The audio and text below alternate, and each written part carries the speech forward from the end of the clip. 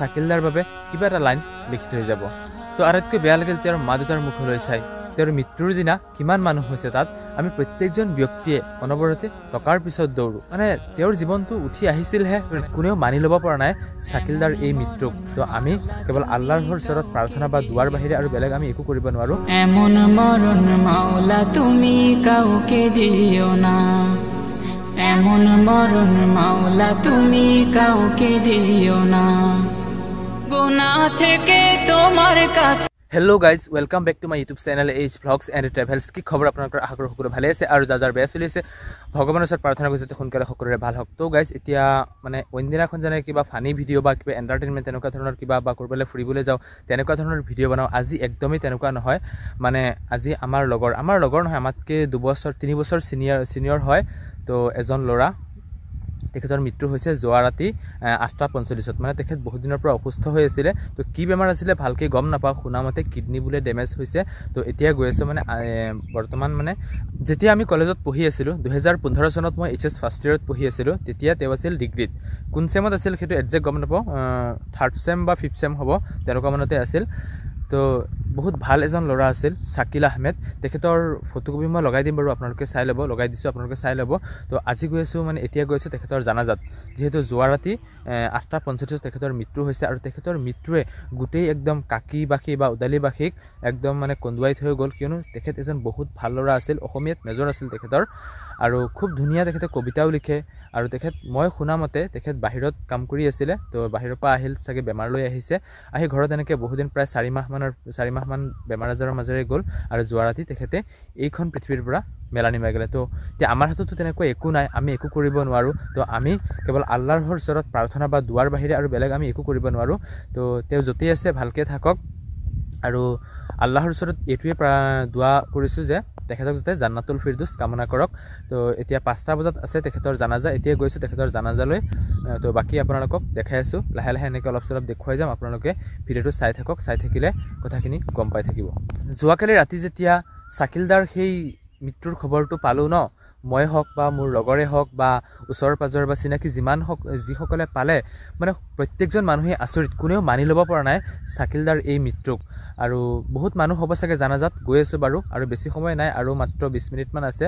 তো আমাৰ ঘৰৰ পৰা তেওঁৰ ঘৰ বহুত বেছি দূৰ নহয়, 4-5 কিলোমিটাৰমান হ'ব। তো গৈ আছোঁ জানাজা পঢ়ি কি হয় কি নহয় বাকী আপোনালোকক দেখুৱাম, আপোনালোকে চাই থাকক ভিডিঅ'টো। তো আপোনালোকেও তেওঁৰ কাৰণে দোৱা কৰিব, আৰু আপোনালোকে এইটো আশীৰ্বাদ দিব যাতে তেওঁৰ আত্মাই চিৰশান্তি লাভ কৰক, যাতে জান্নাতুল ফিৰদৌছ পাওক, জান্নাত পাওক। সেইটোৱে এতিয়া দেৰি হৈ আছে, বলক আমি এতিয়া গৈ থাকোঁ। এমন মরণ মাওলা তুমি কাউকে দিও না, এমন মরণ মাওলা তুমি কাউকে দিও না।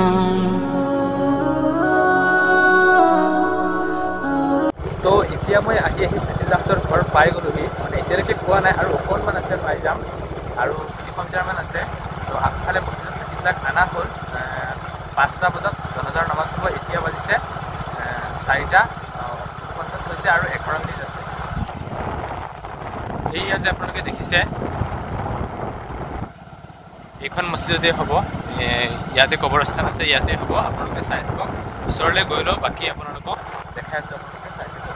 শেষ দেখাটা মা বাবা সন্তানেও দেখে না, মাবুদ শেষ দেখাটা মা বাবা সন্তানেও দেখে না।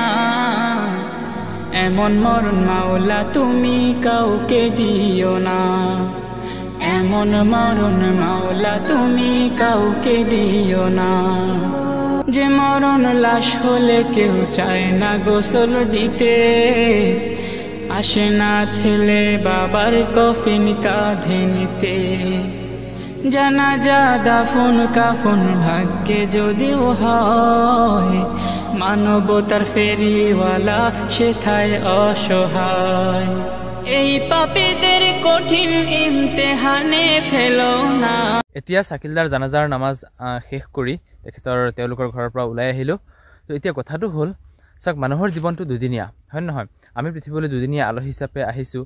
আমি পৃথিৱীখনত এই 2-4 দিন যেনেকৈ নহওক থাকি তাৰপিছত আমি সকলোৱে এই পৃথিৱীৰ পৰা বিদায় মাগিব লাগিব আজি যেনেকৈ চাকিলদাৰ মৃত্যু হৈছে চাকিলদা এই পৃথিৱীৰ পৰা গুচি গ'ল ঠিক তেনেকৈ আমি প্ৰত্যেকজন মানুহ এদিন নহয় এদিন এই পৃথিৱীৰ পৰা যাবই লাগিব মানে মানুহৰ জন্ম হ'লে মৃত্যু হ'বই তো সেইটো বাৰু ঠিকেই আছে কিন্তু কথাটো হৈছে এইটো চাকিলদাৰ যিটো মৃত্যু সেইটো কোনেও মানি ল'ব পৰা নাই কিয়নো তেখেতে খুব অকালতে খুব কম বয়সত তেওঁ মানে মৃত্যুবৰণ কৰিছে অকাল মৃত্যু বুলি ক'ব পাৰি কিয়নো মানে তেওঁৰ জীৱনটো উঠি আহিছিলহে মানে তেওঁ পঢ়া শুনা শেষ কৰি মানে কৰ্মসূত্ৰে কিবা এটা কৰিবলৈ জাষ্ট আগবাঢ়ি গৈছিলহে কিবা এটা কৰিব তেনেকুৱাতে নিয়তিয়ে মানে তেওঁক কাঢ়ি লৈ গ'ল এইখন পৃথিৱীৰ পৰা তো আটাইতকৈ বেয়া লাগিল তেওঁৰ মা দেউতাৰ মুখলৈ চাই কিয়নো মা দেউতাই ইমান কষ্ট কৰি তেওঁক পঢ়ালে মা দেউতাৰ সপোন যে মোৰ ল'ৰাটো যেন ডাঙৰ হ'ব কিবা এটা কৰিব কেৱল তেওঁৰেই নহয় প্ৰত্যেকজন মা দেউতাৰ তেনেকুৱা নহয় কিবা এটা সপোন থাকে মোৰ ল'ৰাটো পঢ়ি শুনি ডাঙৰ মানুহ হ'ব বা কিবা এটা কৰিব আমি তাৰ সুখবোৰ দেখা পাম বা ছোৱালী হ'লে ঠিক ছোৱালীৰ ক্ষেত্ৰত তেনেকৈ মানুহে ভাবে ঠিক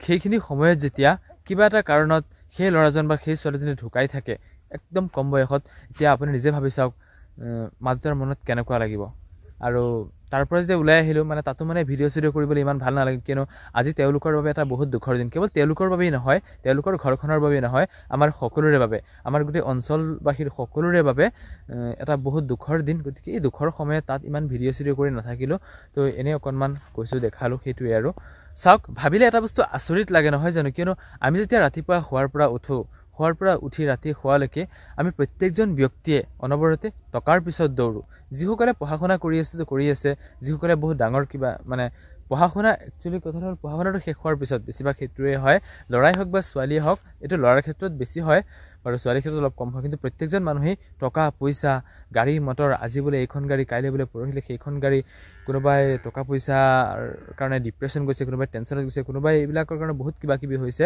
মানে ৰাতিপুৱা শোৱাৰ পৰা উঠি ৰাতি শোৱালৈকে টকা পইচা গাড়ী মটৰ ঘৰ দুৱাৰ কোনোবাই এইপিছত ঘৰটো বনাব পৰা নাই কাৰোবাৰ বাজেটবিলাক তো এইবিলাক লৈ আমি মানে অনবৰতে আমি টকা পইচাৰ কথা চিন্তা কৰি থাকোঁ কিন্তু টকা পইচাটো লাগিবই মানুহৰ জীৱনত চলিবলৈ টকা পইচা লাগিবই টকা পইচা অবিহনে মানুহ কেতিয়াও চলিব নোৱাৰে কোনো চলি যাব নোৱাৰে কিন্তু এবাৰ ভাবি চাওক চকুদুৰা মুদি দিলে সকলো শেষ নহয় জানো যেতিয়া আপোনাৰ চকুদুৰ যদি মুদ খাব ন তেতিয়া মুদি যাব চকুদুৰা মুদাৰ পিছত আৰু পৃথিৱীত একো নাই আপুনি জীয়াই থাকোঁতে যিখিনি ভাল কাম কৰিছিলে কেৱল সেই গুণটোৰ বাবে আজি চাকিলদাৰ জানাজাত ইমান মানুহ কাৰণ তেওঁ এজন ভাল মানুহ আছিল তেওঁ এজন আদৰ্শৱান ছাত্ৰ আছিল তেওঁ সকলোৰে লগত তেওঁৰ ব্যৱহাৰ খুব ভাল গতিকে সেইকাৰণে তেওঁৰ মৃত্যুত মানে বহুত বিভিন্ন জেগাৰ পৰা যোনে য'ৰ পৰা খবৰ পাইছে তেওঁ তাৰ পৰাই গৈছে কোনো বাকী থকা নাই ঠিক তেনেকৈ আপুনি যদি জীৱনত ভাল কাম কৰে বা মই যদি জীৱনত ভাল কাম কৰোঁ তো তেনেকৈ আমাৰ বেয়া দিনতো বা আমাৰ মৃত্যুৰ দিনতো হয়তো তেনেকুৱা মানুহ হ'ব চাগে তো এনেকৈ মানুহে মাতি আনিব নোৱাৰে নিজৰ কৰ্মৰ দ্বাৰা মানে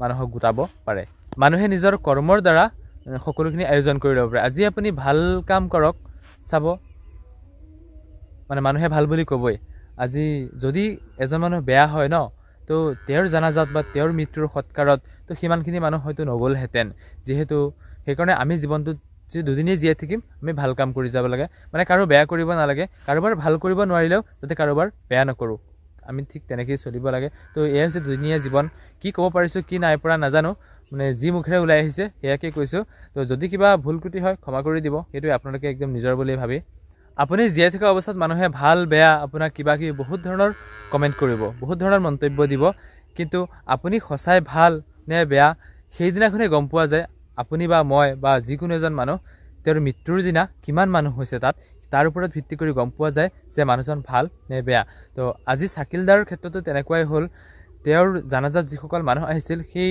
তাৰ পৰাই অনুমান হয় যে তেওঁ মানুহজন ভাল নে বেয়া তো বহুত মানুহ আহিছে বিভিন্ন জেগাৰ পৰা বিভিন্ন ধৰণৰ মানুহ আহিছে কাৰণ তেওঁ এজন ভাল মানুহ আছিল মানে আৰু হয়তো বহুত কিবা কিবি ভাল কাম কৰিলেহেঁতেন কিন্তু খুব কম বয়সতে তেখেতক আমি হেৰুৱাবলগীয়া হ'ল এতিয়া শেষত মই এটা কথাই কওঁ যে যি হৈ গ'ল সেইটোতো আমি ঘূৰাই নিব নোৱাৰোঁ ন সেইটো এয়া সকলো ওপৰ আলাৰ কথা তো ঈশ্বৰৰ কথা তো আমি এতিয়া চাকিলদাৰ কাৰণে প্ৰাৰ্থনা দোৱা ইয়াৰ বাহিৰে আমি বেলেগ একো কৰিব নোৱাৰোঁ তো আমি যাতে সকলোৱে চাকিলদাৰ বাবে প্ৰাৰ্থনা কৰোঁ বা দোৱা কৰোঁ তেখেতৰ আত্মাই চিৰশান্তি লাভ কৰক ঈশ্বৰ আল্লাহে যাতে তেখেতক জান্নাতুল ফিৰদৌছ দান কৰক সেয়ে তেখেতৰ ওচৰত প্ৰাৰ্থনা এইটোৱে আছিল আজিৰ এটা সৰু সুৰা ভিডিঅ' আৰু যদি ভিডিঅ'টো চাই ভাল লাগে লাইক কৰিব কমেণ্ট কৰিব শ্বেয়াৰ কৰিব আৰু যিসকলে এই চেনেলটো নতুনকৈ আহিছে চেনেলটো ছাবস্ক্ৰাইব কৰিবলৈ একেবাৰে নাপাহৰিব আৰু যদি আপোনালোকে ভিডিঅ'টো চাইছে ইমান দেৰলৈকে চাকিলদাৰ বাবে কিবা এটা লাইন লিখি থৈ যাব